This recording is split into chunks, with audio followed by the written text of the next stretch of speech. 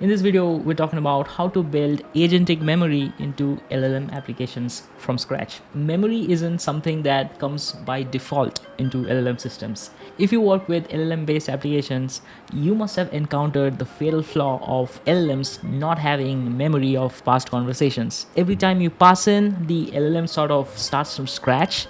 There's no internal memory state that is keeping track of your past conversations. In order to make a good memory module, you need to take care of a lot of different things. For example, given a conversation, how do you figure out that there is any piece of information that's worth remembering from these messages? Second, even if you find these information, you need to store it in an external database so that they persist after the chat is over. Third, next time when a user is querying, you need to fetch relevant memories from your database. You cannot dump all of the factoids and all of the information into your prompt, because that will just overload the prompt, causing the LLM to possibly hallucinate or at the least just waste a lot of your tokens and slow down generation. Fourth, and this is the most tricky one, you need to do this indexing business as well as this searching business in a way that there are not duplicate information in your database or information that is, say, out of date. So for example, if you have a memory there that is, I like to drink milk, and then in a different conversation as a user you tell the AI that, oh, I don't drink milk anymore, I've become lactose intolerant, so I hate milk now. Instead of creating a new memory that says I hate milk, the system should be smart enough to update the old memory and replace the I love milk to the user used to love milk, but now he is lactose intolerant, so he hates it. So that's a lot of work, and it covers a lot of different facets about context engineering. And so in this video, we're going to have a hands-on tutorial about how to build such a system end-to-end and see what comes of it. To build this, we're going to use dspy. And if you don't know about dspy, it's a framework that allows you to easily generate structured outputs. And the algorithm we are going to build our memory system with is based on the Mem0 paper. The Mem0 paper came out earlier this year, and they propose some interesting ways to extract memories, index them into a database, search for them, and updating them. We're going to look at all that, and we're going to have a lot of fun. I'm going to keep a link to the GitHub repository that contains all the code that I'll be showing here, so go check out that repo in the link below. And if you want to support the channel, consider joining our Patreon. It helps the channel out in a massive way. These are all the people that have supported us this month, and I want to thank all of you immensely.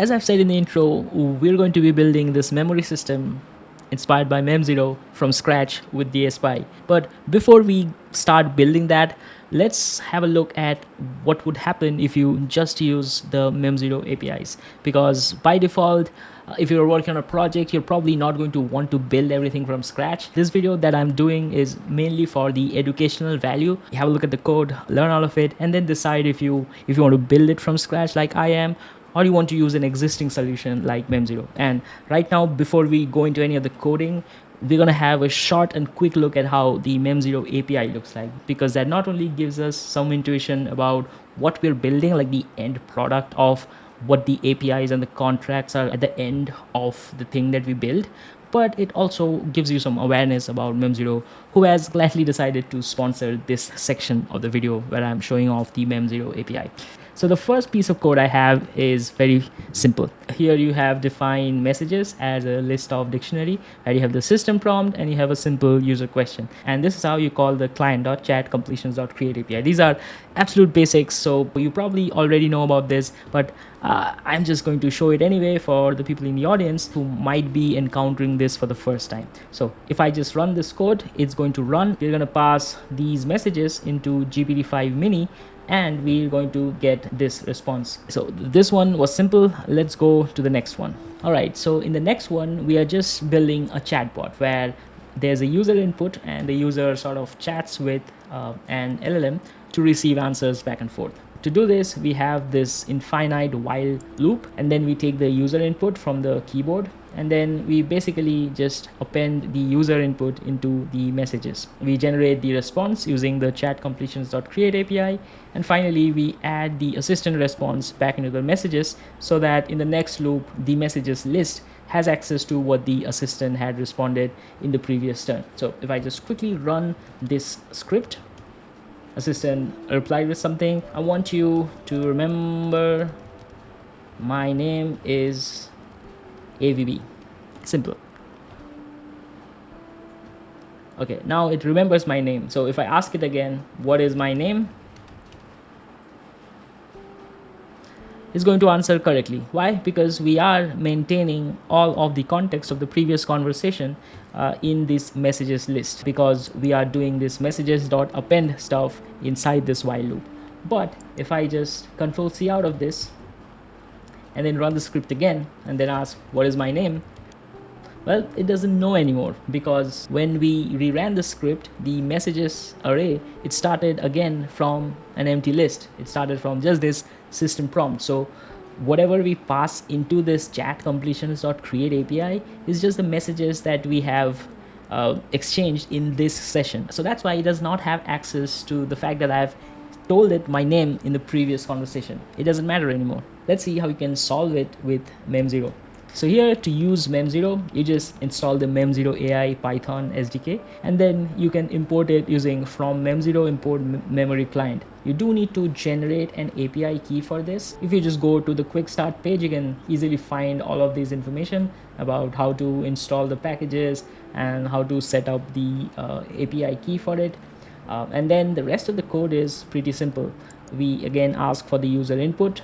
We append it into the messages array, and then here is the sauce. We do a search. We do memory.search, and we search for information related to the user input. And we also pass in the user ID, because all of the memories that you save with Mem0 are also like categorized and partitioned by user IDs. So after you search it, what basically is going to happen is that Mem0 will fetch memories that are related to the user's question, and then you can basically append all of the text that was retrieved by Mem0 into your system prompt. So you can see here in the system prompt, I have said that here are some relevant information you may find useful that previous interactions with the user has taught you. And then we pass in the messages and the system message into chat completions.create, and then we generate the response. Let's see how this runs. All right, so once again, we are starting from scratch. Let's say, hi, my name is AVB. As you can see, there are some stuff that I have had previously as I was testing all of this. And so at this point, if I control C out of here and then again run the script and ask, hey, what's my name? What's going to happen is that it's going to fetch all of these related memories, then it's going to convert it into this kind of a string format, as I am doing right here, where I'm converting that dictionary that gets returned into a string, so as to strip away all of these extra information like ID and categories and all this, passing the information that gets returned by the search API inside the system message. And that's why in the context of the LLM, it has access to these messages, and that's why the assistant is able to correctly say that my name is AVB, even though I had told it the name in a previous conversation. And the cool thing is that if I tell it now, actually my name is not AVB, it is Abhishek. If I do that, what's going to happen is internally it is going to make a change to that specific record. So you see the ID here, A3F8-1D0A, and the username is AVB. Now if I do a control C now and run it again and say, hey, what's my name? Oh, nah. You can now see that this memory has changed, although the ID is still the same. So Mem0 has internally identified the memory that needed to be changed because of this new information, and it has gone ahead and made that change. Mem0 also has a bunch of other features, like they have a Node.js SDK as well. They also have different memory types. You can do a lot of customization, like change the system prompt of how memories get extracted and updated and all of these things, as well as they have an open source SDK as well. And they also have a free tier that lets you use their platform as a memory storage service. So the point is, you can do a lot with memory. Anytime you're having a chat application where one of the main ways the user is interacting with your applications via a chat window and you need some of the information to persist across conversations, you basically need some notion of a persistent memory system. Let's sort of take a bird's eye view of all of these problems and see how we're going to tackle all of it. The first problem is to extract memories from messages. Here we are basically going to be using dspy. We are going to pass in conversations and asking the LLM to extract information that it finds worth remembering. The next thing is indexing into a database. For this project, we're going to be using QDrant. We're going to host QDrant locally to use it as a vector database. The third is to do retrieval. Well, because we are already doing vector databases, we are going to learn how to do similarity search to extract memories that may be relevant to the user's question. Lastly, the updation step. For this, we're going to be following how the Mem0 paper recommends to do. We are basically going to be using tool calls to decide whether the incoming information from the user through the conversation needs to be added, updated, deleted, or there needs to be no operation. So we have these 4 different actions that can be taken when a new piece of information arrives. The new piece of information can be added as a separate new entity into the database, or it can use update, which means an existing entity or one or more existing entities in the database can be updated, like the name changing example that we just saw. Delete means there's a piece of information in the database that is no longer relevant or can be just deleted, so delete option would do that. And no op means everything is already at a fresh updated state, so we don't need to do any operation, so no op. All right, so that's a big picture overview of how things are going to go in this tutorial. But if you're feeling a little bit overwhelmed about all of these new stuff, don't worry about it. We're going to be building this system brick by brick. Every step is going to be very short, very simple, but we're going to create something very powerful and feature rich. Okay, I think that's a good intro. Let's get started with actually building something.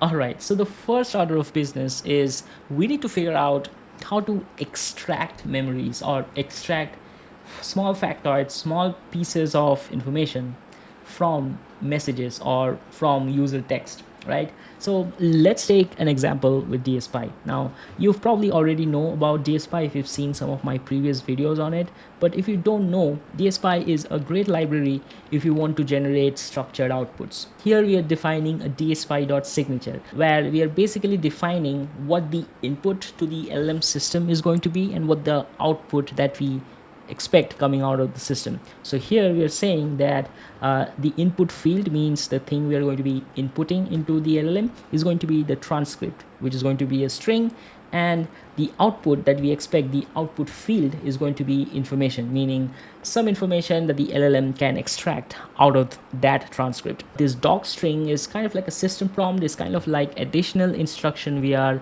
going to be giving to the LLM to tell it how we want to go from transcript to information. So here I've just written simply extract relevant information from the conversation, create memory entries that you should remember when speaking with the user later. Next, we have this dspy.predict thing. Okay, so the dspy.predict is a module. A module is basically a dspy construct that defines how you want to go from your input fields to the output fields. There are again a lot of different types of dspy modules. The predict one is the simplest one, and here we're going to use that. Again, if you want to learn more about all of these different dspy stuff, I have those 2 videos, so you could watch them after this or before this, however you please. Next, we have this little function which is extract memories from messages, where it inputs a bunch of messages and the messages are just in this format. And here we are first just converting the messages into string. You don't need to do this. You can just define transcript as a list of dictionary and also pass in messages like that. Next, you define this dspy.context thing, where you basically say what LLM that you're going to be using to do the following call. And finally, you do this memory extractor.a call, which basically invokes the LLM in an asynchronous fashion. So you can technically, because it's an async function, you can call this parallelly with multiple different messages and execute all of the network requests asynchronously. So if you're building a fast API service or any kind of a service that needs to be highly concurrent with requests, then you should always look into async functions with import async IO, async def, and thankfully dspy also supports async capabilities with .acol. So that's the code. It's very simple. Here we are just passing some messages. The first one is I like coffee, and then say actually no, I like tea more. Let's comment out this part for now. If we run this, the prediction is the information. The information is user likes coffee because I said it, I like coffee. Now if we do something else, let's uncomment these lines again and run it. It's going to say the user initially stated they like coffee, but then corrected himself stating they prefer tea. You can also add a description here and say usually 3 to 4 words.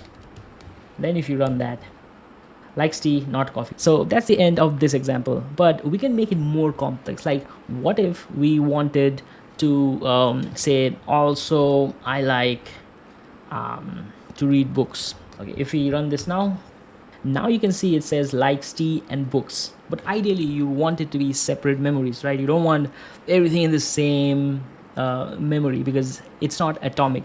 And the reason why it's not working is actually because you have set the information that you want to be a string. You have not asked it to be like a list of strings, so it cannot output a list of memories right now. If I just add list of string here and just say each memory is a factoid, like a unique atomic factoid, yeah, and run it.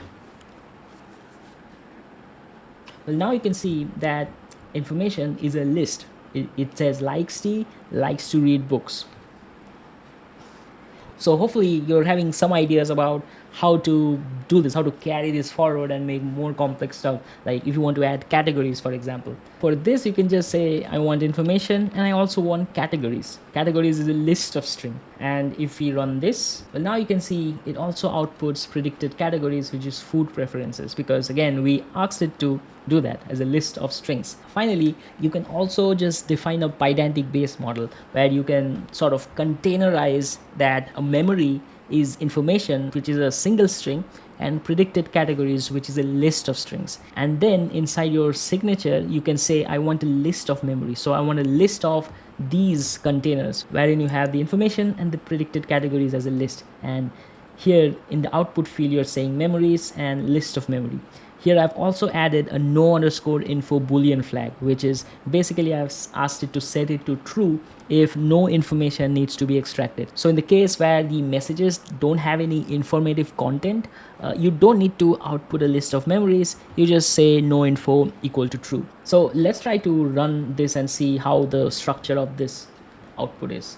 And now you can see that no info equal to false, meaning there is information present here, and the memory is user likes teas, predicted category equal to preferences, and user likes football, predicted categories interest and hobbies. And now here I've also added an additional thing where I'm saying existing categories is a list of string, and in the system prompt I have said that you'll also be provided a list of existing categories, and when predicting the category of this information, you can decide whether to create new categories or pick from an existing one if it exists. So by default, this gets put into preferences, like user likes tea is into preferences. But let's suppose you already have a category in your database which is about food choices or beverage choices, and you don't want to create a brand new category called preferences, but instead want to use existing categories that may already be present inside your database. So for that, I have done it this way by passing that context, the existing categories,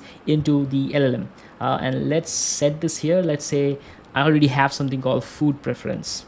And if I run this, the AI extracts user likes tea. It predicts the categories as food preference instead of preferences, because now that you've passed in the existing categories into the system, it generates a memory by choosing a similar one from the food preferences. And yeah, so with that, we have sort of addressed one of the 4 problems that we started with, the extraction of information from messages. And you can obviously add additional things into this, like if you want to add like a sentiment thing here. Let's say it has to be a literal of either happy or sad or neutral, and then you pass in, it's my birthday and I got a great gift. And if you run that, well, now you can see there's a sentiment associated with all of your memories. So my point with this demonstration is that you can customize it in any way you want, in any fashion that you feel is required by your application. And because these are all like categorical values, you can easily do search and filtering when you're querying it from a database that you're going to store all this information in. So let's go into the next phase of this tutorial, where we actually take all these memories that we're extracting from here and save it in a vector database.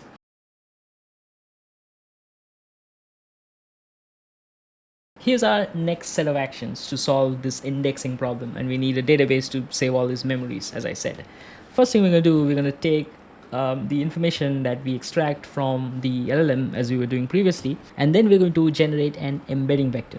An embedding vector basically is a numerical representation of the text. Texts with similar semantic content will have embeddings that are close to each other, and texts that have different meanings will have different looking embeddings as well. Generating embedding is actually pretty simple.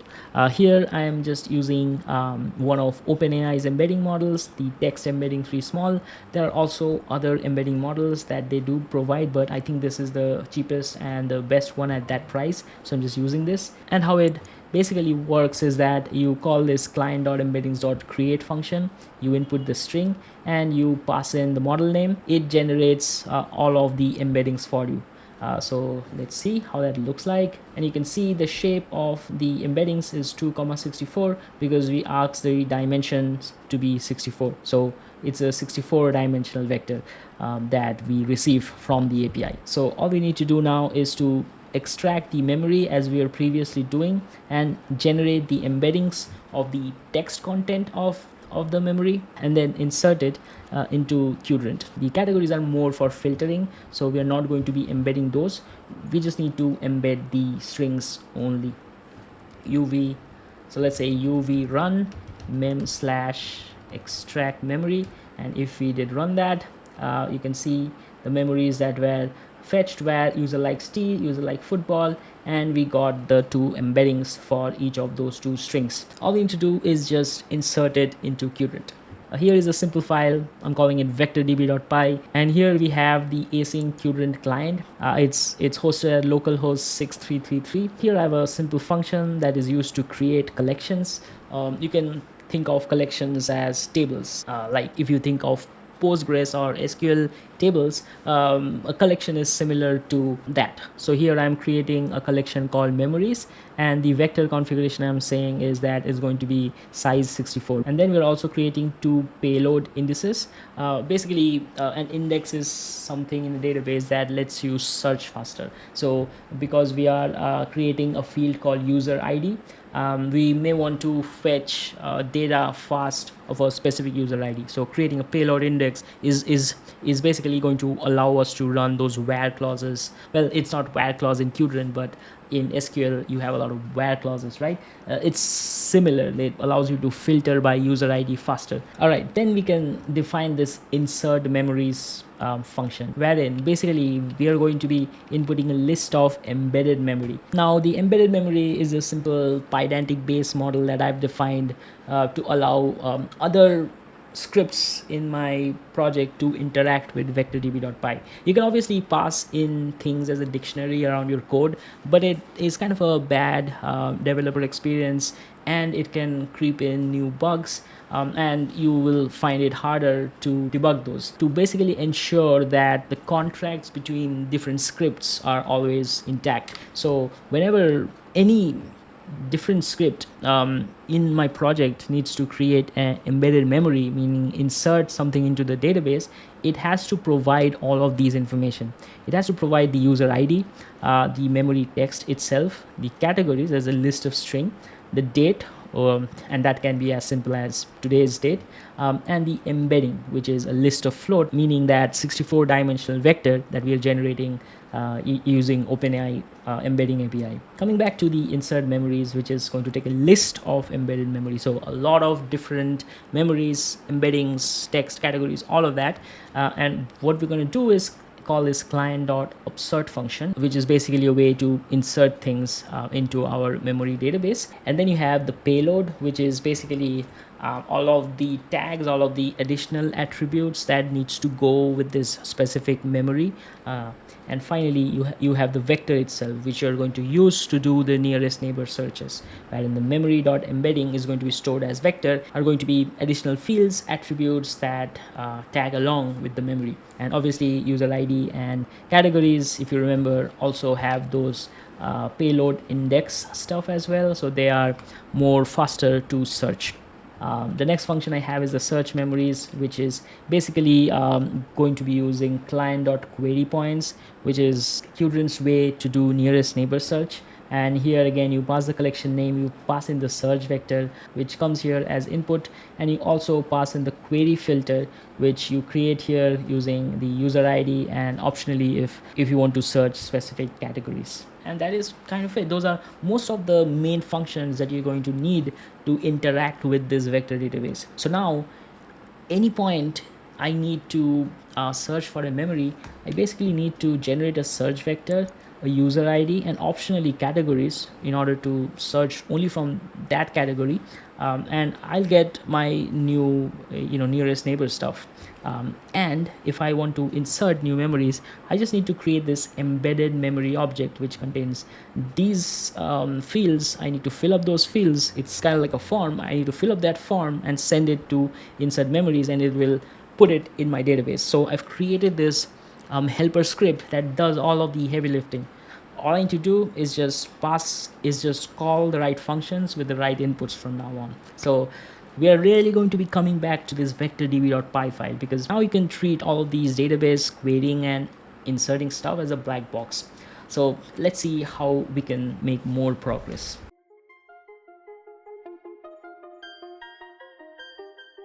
Often in these types of AI projects, you come to a crossroad where you build a lot of stuff, but you want to do some quick testing about if the stuff that's you are expecting to work is working. And in order to do that, what you can do is you can basically generate some test examples, input and output examples, by using an AI. So here, for example, I've just asked an LLM to generate some random messages and some test questions and their expected answers. And what we're going to do is we're going to quickly test the three modules that we have built so far. The first is to extract information from messages, then inserting it and retrieving it. So how our test is going to go is we are going to extract factoids from these messages and ask this question and then see if the answer is correct. And I've written this simple evaluate.py script as well that sort of does a lot of the heavy lifting of doing the tests themselves. So let's see how it runs. Let's say uv run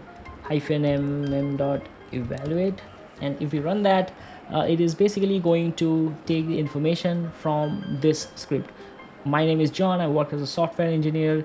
I'm thinking to switch careers and become a chef. That's a big change. What kind of food do you want to cook? I love Italian food, but my name is not John, it's Gene. All right, so here you can see all of the information or memories that were extracted from that conversation that we just went through. And then when we ask a specific question, what career am I considering? First, it generates a question vector, which is basically an embedding of the question itself. So in this case, what career am I considering? Then it is using that vector to search the memory database using the nearest neighbor method, the dot product method that we saw right here. There. It runs this code and fetches 2 points of information, and you can see here those are the two things that we are showing here. User is interested in becoming a chef, has a high relevance of 0.46. User works as a software engineer, has a relevance of 0.28. The next one, what is my profession? The memories that get fetched for this question is user works as a software engineer, user's name is Gene. And then for this one, what's my name? User's name is Jean. What's my favorite food? User loves Italian food. So the point I'm trying to make is that we can visually sort of vibe check that, yeah, the retrieved contexts do make a lot of sense. They are what the question was all about. And by the way, if you're using QDrant, you can also go into your localhost 6333 and find these points as they get inserted. So for example, if I say user ID 2, and then I can see all of the information that was generated is right here. User works as a software engineer, user loves Italian food, user's name is Jean, user is interested in becoming a chef. You can see all the information from here as well if you need to check if the insertion is going on correctly or not. The next step can be to actually generate an answer from this concept. So let's see how we can generate responses from these contexts. Okay, so here is the response generator. What it basically receives is a history, which is conversation so far between the user and the assistant. Then it inputs a question, which is the question that the user has just asked. Then it receives as input the context, which is basically the stuff we fetched from the database. And finally, it has to output the response, which is basically you have to give me the response given all this context and information that I am giving you. And so let's see how we can update our evaluate function to also generate a response after the information was fetched from the database. Let's say answer equals to generate answer, and this needs a question. So the question is basically the question that was sent in. The context is equal to the memory strs that we have. The pass messages can just be an empty list because we just want to generate these answers directly from the retrieved context. And then let's print out the answer. Actually, let's do it like this. Okay, let's run this. And again, now you can see question, what is my favorite cuisine? My favorite cuisine is Italian. What's my profession? You work as a software engineer. What career am I considering? Consider career as a chef. And you can see that it is working. Now, I also generated the the expected answers using the LLM when I was generating these test files. So you can use something like a LLM as a judge technique, where you pass in these target answers as well as the generated answers from your system, and then ask a LLM judge to determine if those answers are correct and then score it based on that. I'm not doing it here, but I've done it previously in my context engineering video, so you can have a look at that one if you want to figure out how to use LLM as a judge methods. But for this one, I'm just going to vibe check this and say that, okay, this makes sense. The memory retrieval part is working correctly, the memory extraction part is working correctly, the text generation from memory is also working fine. All we need to do now, oh, by the way, you can see that there are these duplicate messages here with different IDs. And the reason for that is because I ran the script twice, so it created two different memories. But all of these problems are going to go away in the next section when we begin to work on the update module, where we take care of removing duplicates and all of the upkeep stuff that comes with maintaining a good state of memory. All right, with that, let's go into the next section where we talk about updating memories and creating a chatbot experience.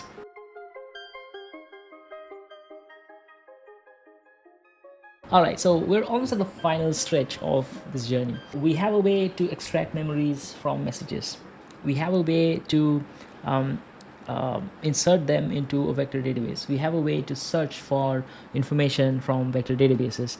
All we need to do now is to do that tool call part, that updating part, which we saw here in Mem0.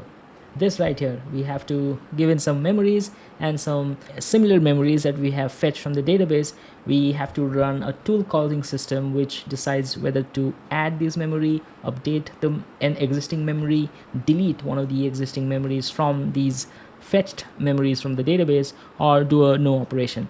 Let's see how we can do that using dspy, using vector db, using all the stuff we've already built. So the way to do this, the secret sauce, is dspy.React. dspy.React is a module that uses the React paradigm to do tool calling. Basically, React stands for reasoning and acting. So how it works is, along with the signature that we were passing previously into the predict module, we are also going to pass in a list of tools.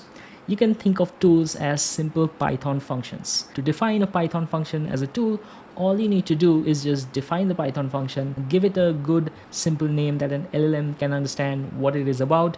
You can define all of the inputs with type hints as well, and then finally write a doc string that describes what this tool does. You can also create tools in other ways, like with MCP servers, as well as using the dspy.tool structure. But in this tutorial, I just am going for the simplest way of just writing a Python function and then passing that in to the tools list.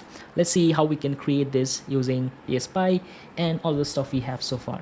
Alright, so I've created a dspy signature where I have this instruction which basically informs the LLM what different actions it's going to have access to.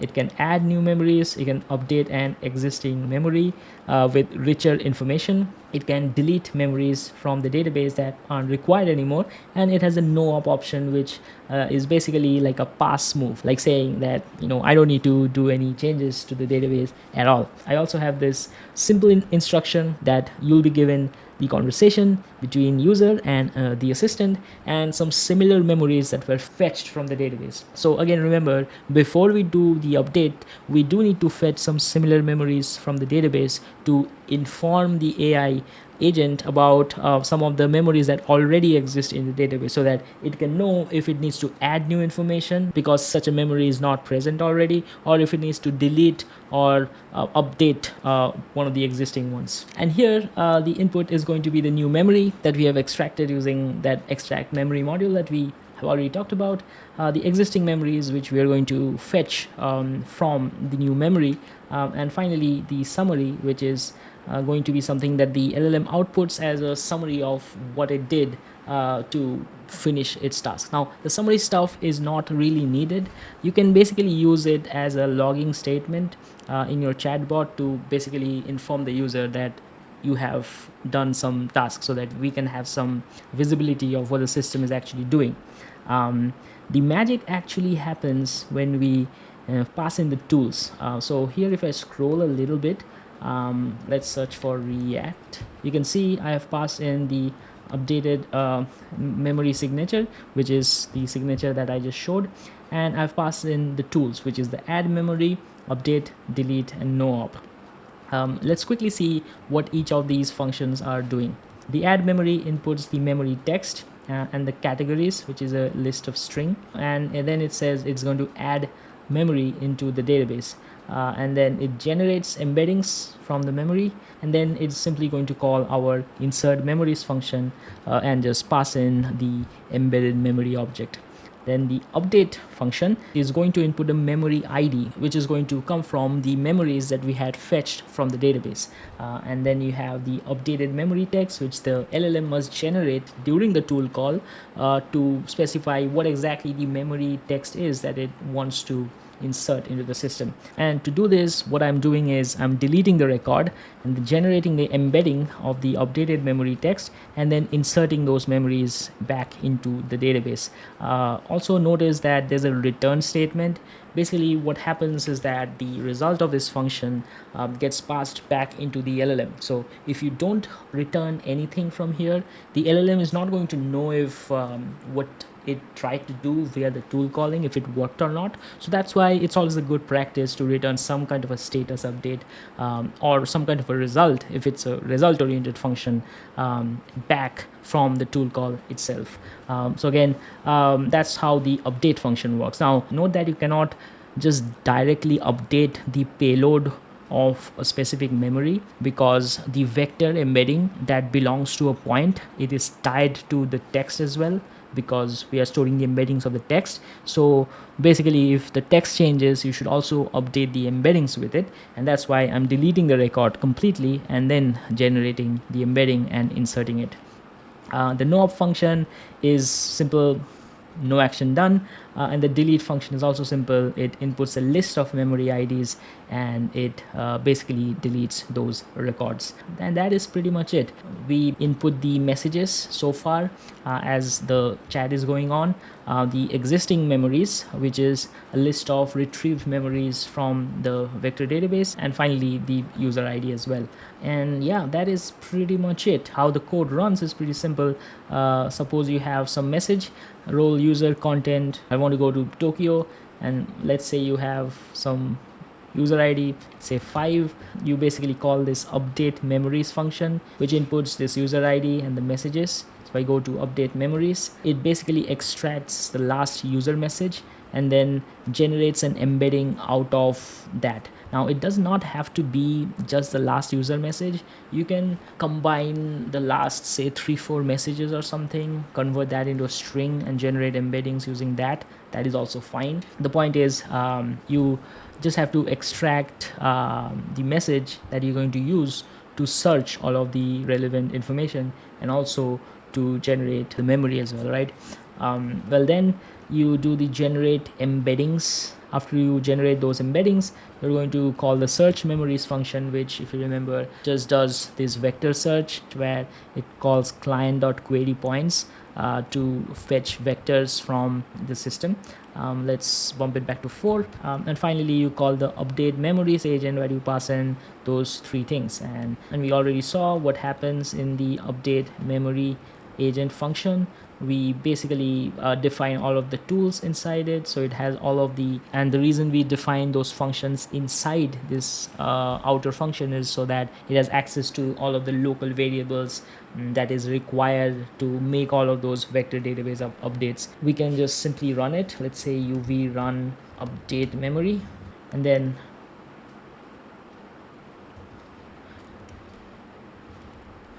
and the cool thing is that you can also use some smaller models like Flash as well. It's pretty good at all of these kind of things as well. So for example, you can see that now it says no action needed, memory already exists, because we have already added, the memory of, that the user wants to go to Tokyo. And if you go back to our QDrant and let's say user ID :5, you can see that specific memory has already been added when we ran that script for the first time. Let's say I now say I already went to Tokyo. Now let's run it again and let's see what happens now. Okay, so now you can see it actually called the updating function. It called the updating tool. Here I am just printing out the update function here. So it outputs a memory ID which contains the index of the memory it needs to update, and then the update memory text. As you can see, it does the update memory text that user has already visited Tokyo. So now if I come here, I do a refresh of this user ID 5, you can see it has not created a new record. The old record has been updated to user has already visited Tokyo. Now that is the power of tool calls. You're basically telling the LLM that you have access to all of these functions, you have these information, these context, and now you have to decide which of the actions you need to take to carry out the task I've given to you. And as you can see, it works.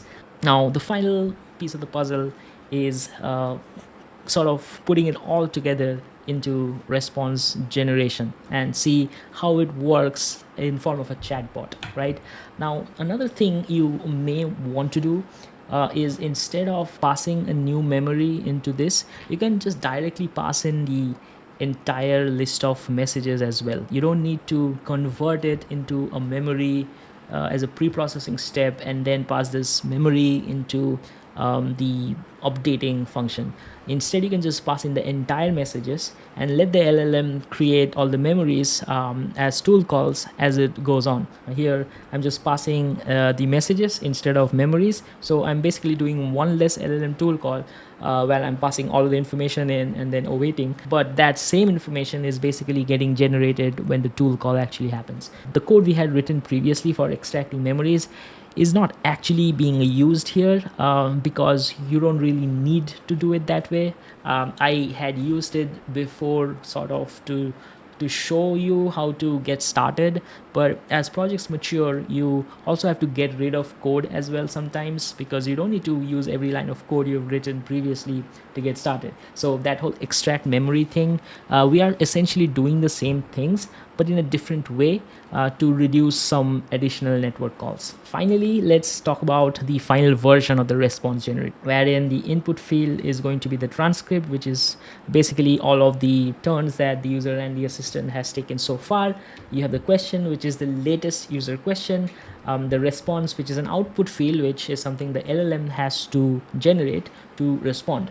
And finally, you have this save memory boolean flag, which determines whether a memory needs to be created or not based on this new interaction. Now here again I am using a dspy.React, and the tool I am sending it is the fetch similar memories function, which is basically a function that just does the search stuff. It asks the LLM to create a search text. So the LLM writes a search text which it's going to use to embed and search in the vector database. And all of the memories that it receives, we just turn it into a JSON and a string and pass it back to the LLM.